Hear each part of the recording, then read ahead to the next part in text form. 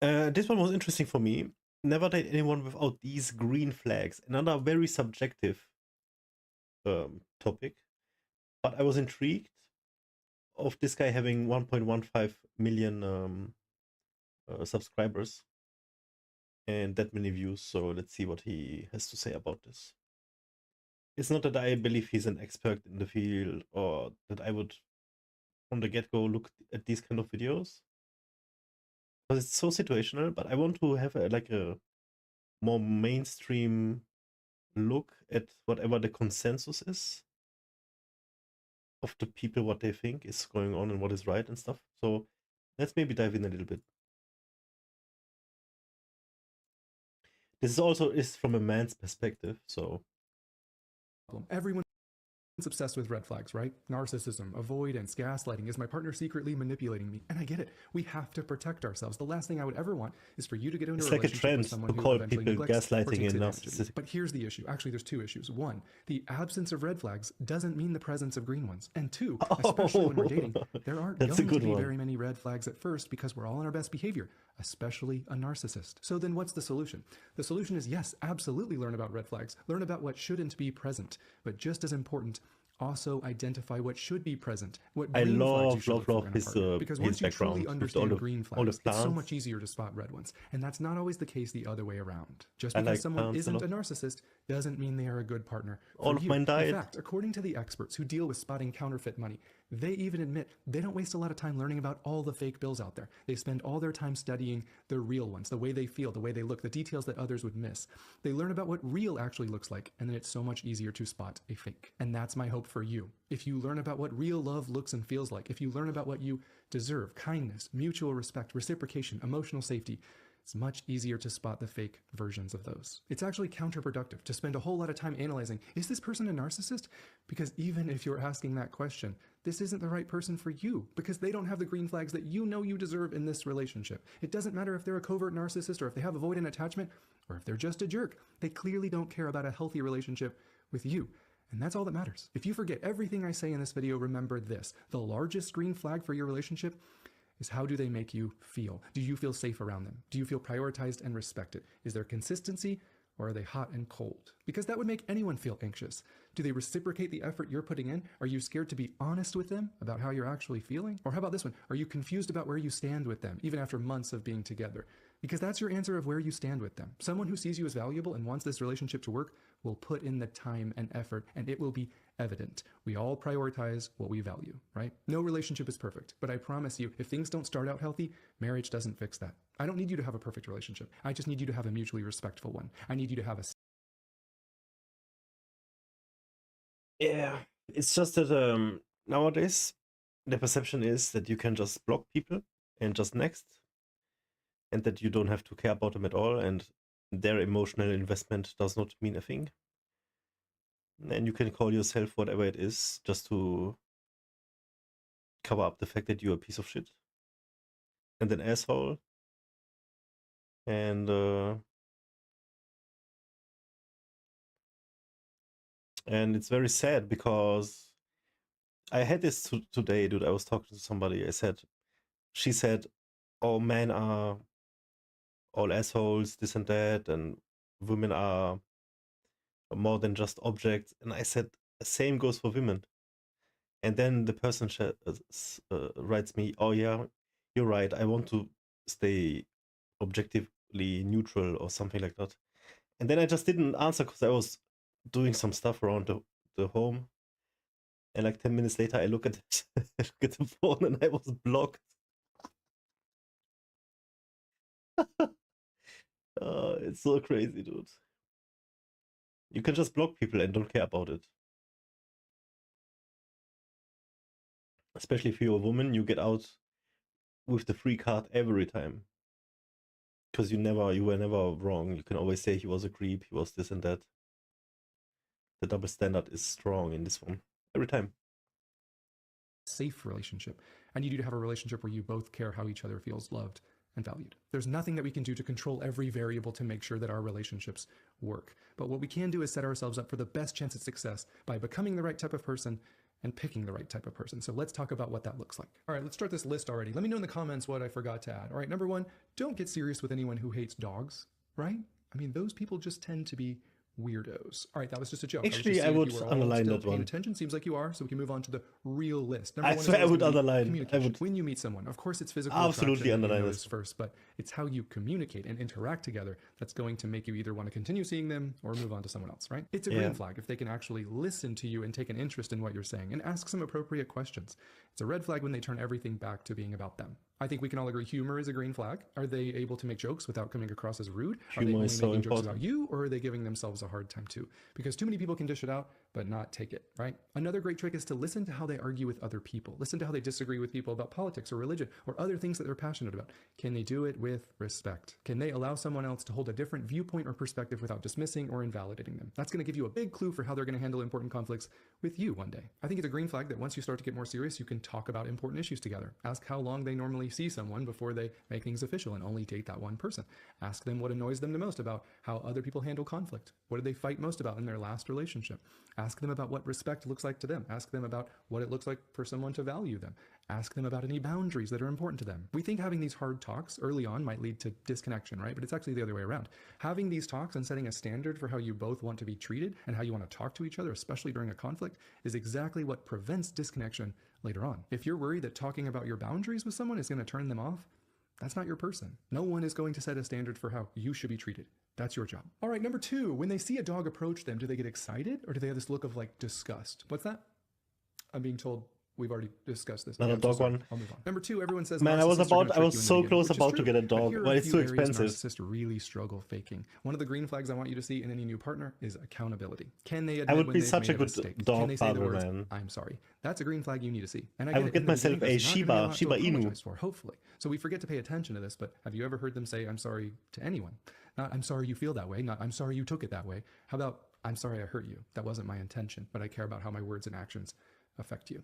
Can we talk about this? Because everyone messes up. Mature people learn and grow from their mistakes. Immature people always find a way to blame someone else so they don't have to reflect or change, right? So many are wrong. When some people get called out, they develop this attitude of woe is me. Oh, I'm just the worst. Why would anyone want to be with me? You should just leave me and be with someone else. That's not humility, accountability, or maturity either. That doesn't make them a bad person, but it's a sign that there's some healing that needs to take place. Yeah. Because you can be prideful and never admit you're capable of making a mistake, or you can be shameful and think you are a mistake. Neither of those actually repair the hurt or rebuild trust with your partner. The other thing a narcissist doesn't fake well is empathy. It's a green flag when someone attempts to step into your shoes and actually tries to understand what you're experiencing while validating your experiences and feelings as real. A narcissist has no intention on doing that. The truth is, empathy plays a massive role in whether your relationship makes it or not. At the center of most of our issues is distance and disconnection due to a lack of empathy from one or both partners. Empathy gets curious. Empathy seeks to understand by asking questions, and it's especially hard to ask questions about a hurt that you might have caused. Tell me about what led you to feel that way. What meaning did you give that? What do you need from me to repair this and feel close again? There's a big difference between fake empathy, someone saying, yeah, I know what you're going through, and real empathy. I don't know what you're going through, but I can see that you're in pain and that matters to me. I'm right here. I'm willing to talk whenever you're ready. And I hope you feel supported and loved throughout this. Another thing a narcissist rarely fakes is actual vulnerability. Can they talk about their fears? Can they talk about their needs, wants, and desires? Can they talk about their insecurities and flaws that they want to improve upon? Rarely have I ever heard of a true narcissist having any desire to connect with themselves or share in that way. I'm not saying you need to bare your heart on the first few dates. Of course, that type of oversharing can be unattractive. But if you're getting serious with someone, it's a green flag when you can both actually be vulnerable and honest with each other about your inner world. The last green flag that a narcissist really struggles faking is that they will never celebrate your wins. When you get that promotion, when you achieve that goal, it's a green flag when someone can give you admiration and praise. They can say, I'm so happy for you. You worked so hard. You deserve this. It's a red flag when someone says, great job, but you would have never been able to accomplish that without me and my help. People who say that kind of stuff are so insecure on the inside. They have created this fantasy world and they project their insecurities onto you because their entire world would come crashing down if anyone else was deserving of praise. And if you grew up hearing something like that, my heart truly breaks for you if you had a narcissistic parent like that. I hope you realize that that had nothing to do with you and everything to do with their own shame and guilt and fear on the my father for sure. All right, number 3, if they do hate dogs, there needs to be some sort of a story around that. Did they have a traumatic experience when they were I like this dog camera. Understandable, but let's work through that healing and face our fears so we don't miss out on interacting with one of the world's most lovable creatures, right? Right. Also, it's a green flag if they have a growth mindset. And I don't mean just for their job, which is really important in itself that they're willing to work if they're able. I just mean, do they care about growing as a person? All this research that I'm doing about relationship dynamics, do you know one of the largest roadblocks that I keep seeing People aren't self-aware. They aren't emotionally maturing. They have no capacity or desire for self-reflection, which is essential if we actually want to connect and experience intimacy and closeness with another person.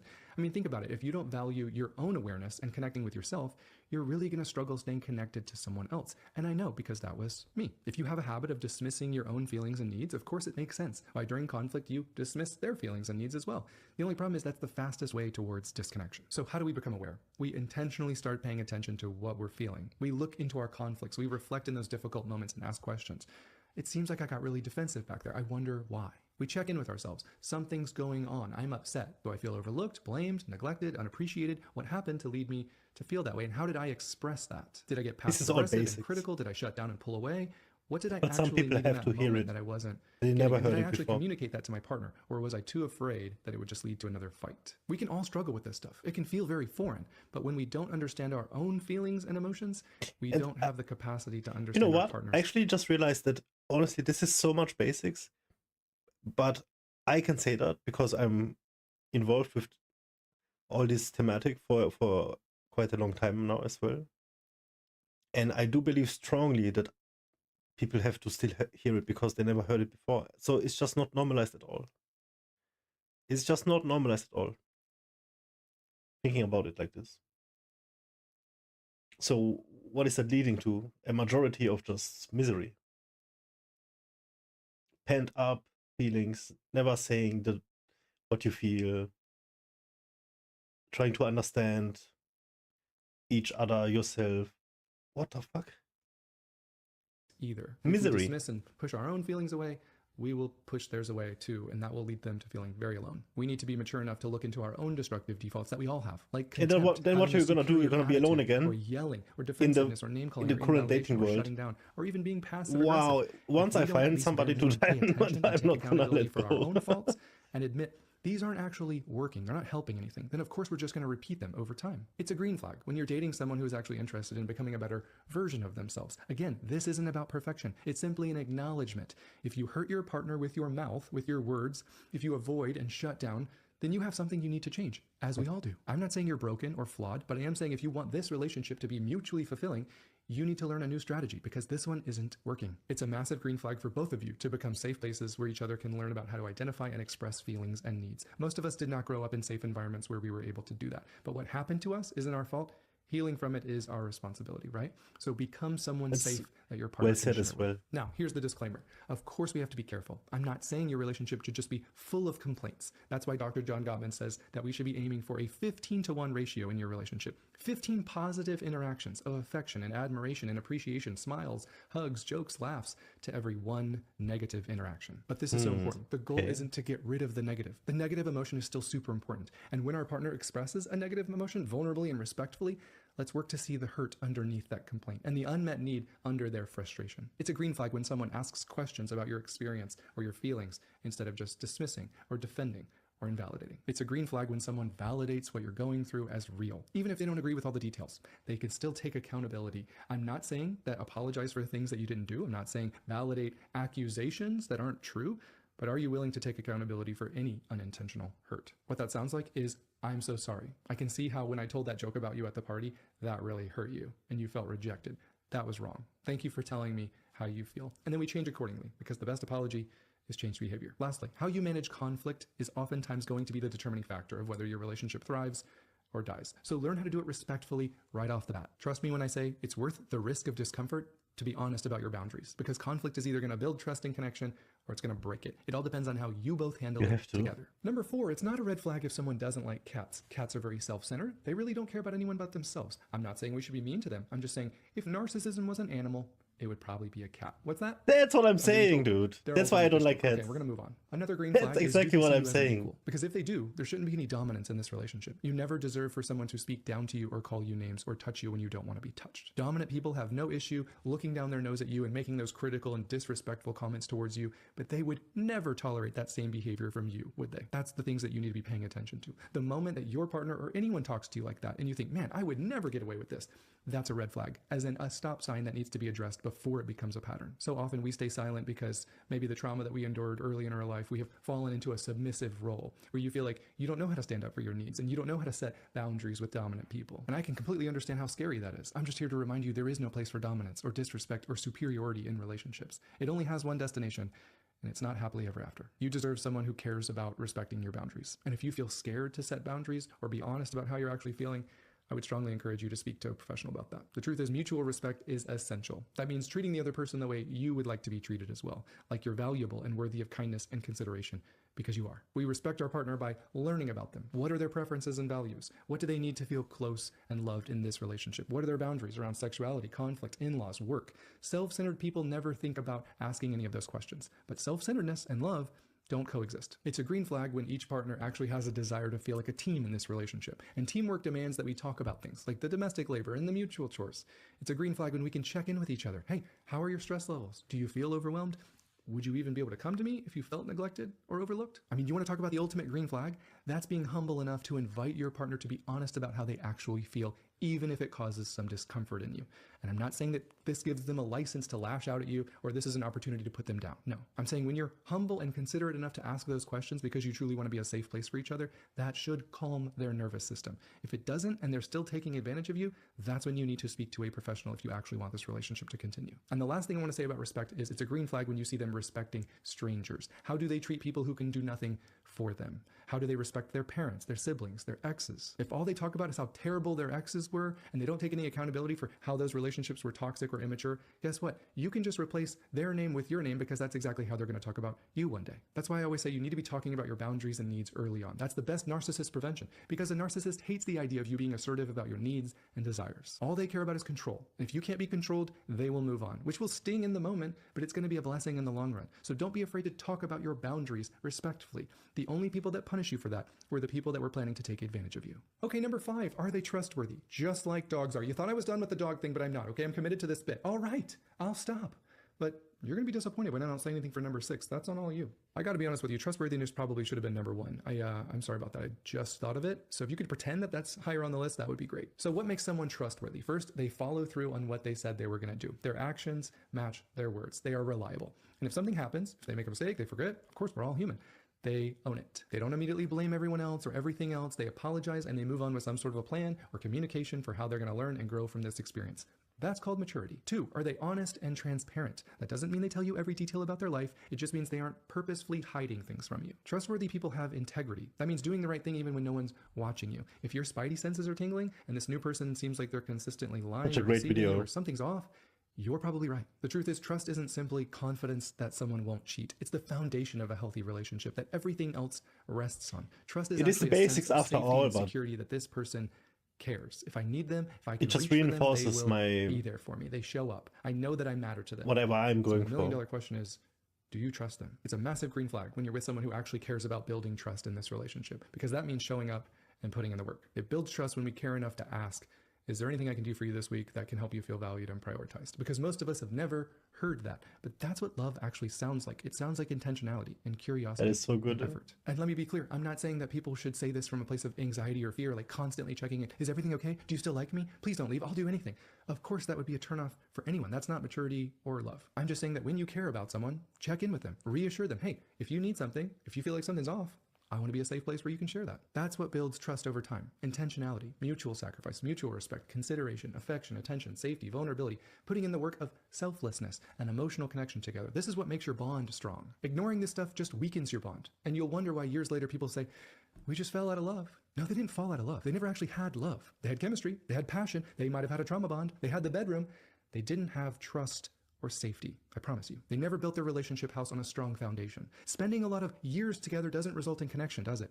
That's because it requires something from each of you. It requires protecting against I never had that. Disconnection, which and happens it can take all the years. time in I'm so afraid. Right, number 6 is independence. Now, it's normal in the beginning. We all want them to be obsessed with us, right? But it's actually very attractive when they don't make you the center of their universe and vice versa. I mean, just think about it. Everybody's so like a concerned waste with of narcissists, time. right? Is it? One of the first tells of a narcissist is them love bombing you, showering you with attention and love and praise, telling you they've never felt this way about anyone. anyone, right? Twin flames, all while slowly isolating you from your friends and family. But if you really cared about avoiding a narcissist, then you would slow down in the beginning and maintain your life outside of this person. I'm not saying don't see each other. I'm saying it's a green flag when you can both maintain a life separate from each other at first. Have a great time together, sure, but I have a tendency to throw on my rose-colored glasses and fall in love quick.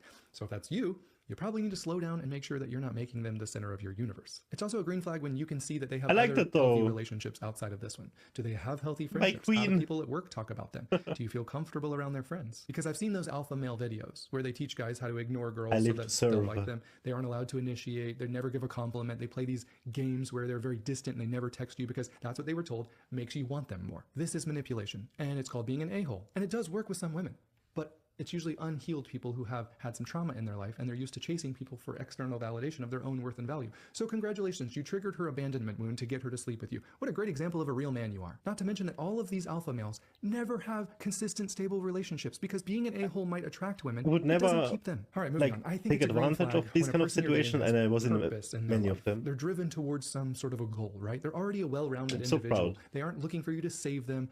It's attractive when someone doesn't actually need us, even though that seems counterintuitive. That doesn't mean they don't want you in their life, but they don't need you to be happy. Now, of course, this can get tricky because some people are so driven, they prioritize work and hobbies above everything else. And it slowly becomes clear that they don't actually want or have time for a real relationship where they need to put in the effort that connection requires. So that's just something that you'll have to decide on your own. All right, number 7, let's talk about some green flags around personality. Everybody's personality is different, I get that, but when it comes to dating, I think it's a green flag when they are flexible in nature, that they can compromise. I think it's super important to pay attention to how rigid people are. I'm not saying they're wrong to freak out when plans change. I'm not saying that they're a bad person when things don't go exactly the way that they wanted to. There's a lot of people who are neurodivergent and they can't help it. But it's still something that we need to pay attention to because it might not be a good fit for you. For me, it's a green flag when someone has an attitude of gratitude. Do they tend to look out for things to be grateful for, or do they tend to filter through the negative? Do they appreciate life, or are they just so stressed that they can't go a few minutes without complaining? I think it's a green flag when someone's intentionally appreciative. They go out of their way to offer encouragement. They're supportive. They're generous. They're thoughtful. You told them about your job interview tomorrow, so they texted you an hour before and said, hey, you're going to knock it out of the park. I'm really proud of you, babe. These are the little things that people fall in love with. These are the little moments that build the most trust and help us feel loved and supported. It's greeting them at the door, giving them a hug goodbye. It's playfulness. It's your humor. It's having fun together. It's intentionally setting aside time to reconnect through talking and touching and doing something with them. Doing the dishes so they don't feel like it's always their responsibility. Learning about their dreams and desires and needs. This isn't the extra stuff. This isn't going above and beyond. The experts all agree. These are the essentials. The bottom line is who you choose to be in a serious relationship with and who you choose to give your body to and who you choose to marry and have kids with is a really big deal. And even though I've never met you, I really do care about you. And I just want you to be set up to have the most fulfilling relationship possible. And some of that is becoming the right type of person. And some of that is choosing the right type of person, right? And what we don't realize is some of you have never experienced actual safety and trustworthiness in a relationship. Sometimes we need to realize that we're attracted to what's familiar to us. So let's be honest with ourselves. What are you familiar to? Being told that your feelings are a burden? Working hard to feel loved and accepted? Always being the one that sacrificed for others? Giving, but never receiving? Because we are naturally drawn to what we know. And if subconsciously you know you aren't worthy of selfless love, you're going to be drawn and have chemistry with partners who support that narrative and don't prioritize you because neglect feels normal to you. It feels safe for you to have to work for their love and acceptance. That's so fucked up. Just like you did in childhood. And we get caught accepting breadcrumbs and actually getting used to the chaotic nature of unhealthy love relationships where there's no consistency and there's a lot of fighting and making up. And 1 minute they're hot and the next minute they're cold. We can get used to that. But that's not the love you deserve. The truth is you deserve selfless love. You deserve a partner who compliments you and appreciates you, and you deserve safe, consistent, warm love. You deserve reciprocation. That's what love is supposed to look and feel like. And you're not asking too much by wanting a partner that shows those green flags. Thank you so much for watching. I can't wait to see you in the next one. And if all else fails, just remember, one of the best qualities about a dog is unconditional love. Yeah. It was a great video, dude. I like what he said about cats, because it's so true, and the dogs. I can't put a price on Greenland. It's priceless. Greenland is a wonder. But that is just what you are looking for, right?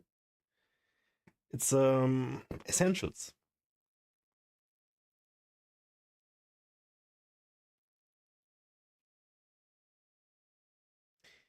It's just sometimes your emotions have the steering wheel and you can't really decide who you fall in love with, and then it clouds your judgment that much that even though you know what's good for you, you just disregard it, and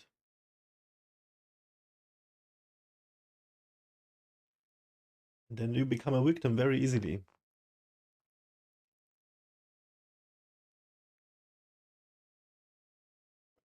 It's so complicated. Because you have to say, nope. It's a battle between mind and heart. It's full cliche.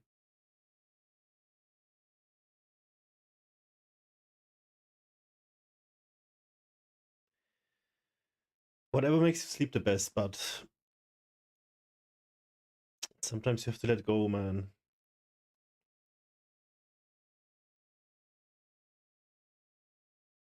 And then it's gonna take a long time to stop hurting.